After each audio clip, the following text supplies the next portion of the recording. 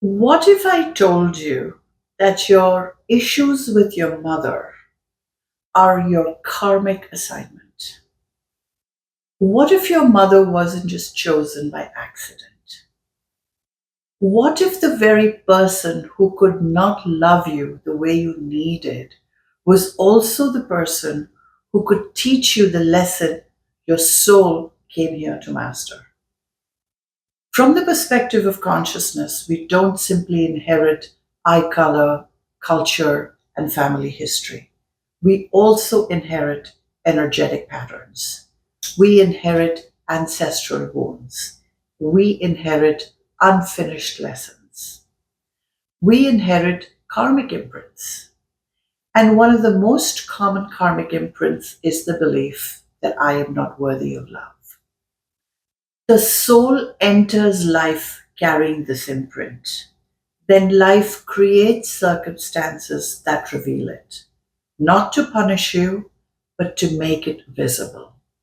Because what remains hidden cannot be healed. The mother often becomes the first mirror through which this karmic imprint and pattern is revealed. If the soul carries abandonment, then life may present emotional absence.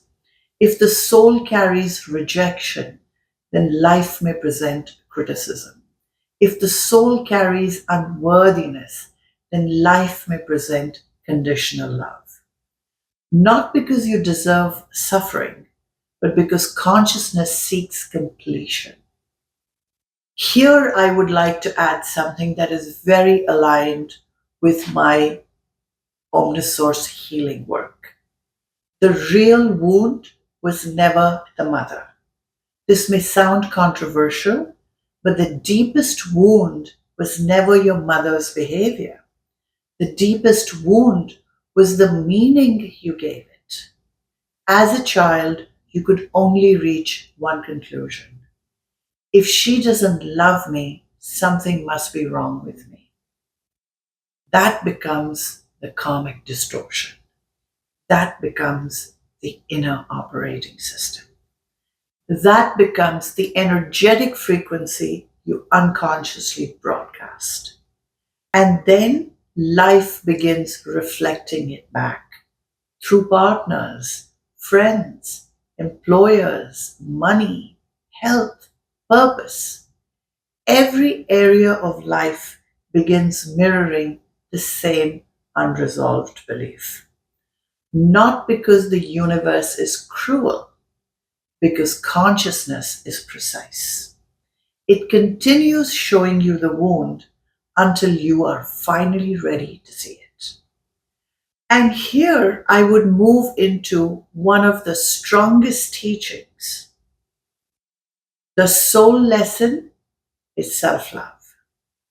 Most people with a mother wound spend their entire life trying to get from others what they never received: approval, validation, recognition, love, acceptance. But what if the soul's lesson was never about receiving those things from another person? What if the lesson was learning how to generate them from within? The moment you stop asking, why didn't she love me enough? And start asking, how can I become the source of love for myself? Your healing accelerates drastically. Because now you are no longer trying to solve a spiritual lesson through external circumstances. You are solving it through your own consciousness. And perhaps the most powerful idea here is that the karmic cycle ends when you become what was missing. Many people think healing the mother wound means forgiving their mother. That's only part of it. The deeper healing happens when you stop needing her to be different, when you stop waiting for the apology, when you stop waiting for the validation, and when you stop waiting for the love. And you become the source of all of those things to yourself.